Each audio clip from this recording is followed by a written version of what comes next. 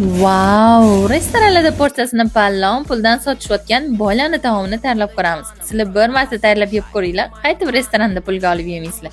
Birinchi sovuqda bozorga tushishga erinib, bozorligim onlayn yetkazib berish xizmatidan foydalanib, bozor narxlarida bozorlik qilib oldim.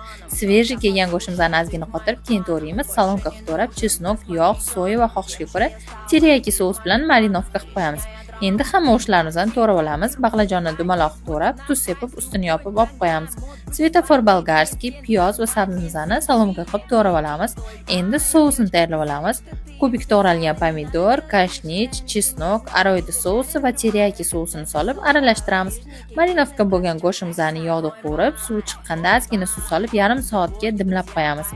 Alohida tovada tuz kirib suv chiqqan baqlajonlarimizni yog'da qizartirib olamiz va sousimizga solamiz.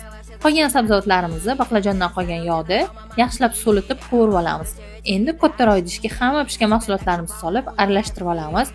Souslar bilan sabzavot va go'sht qanaqangi zo'r sachitani bo'lganini kameradan yetkazib bera olmayman. Buni albatta tayyorlab yeb ko'rishinglar kerak. Yoqimli ishtaha!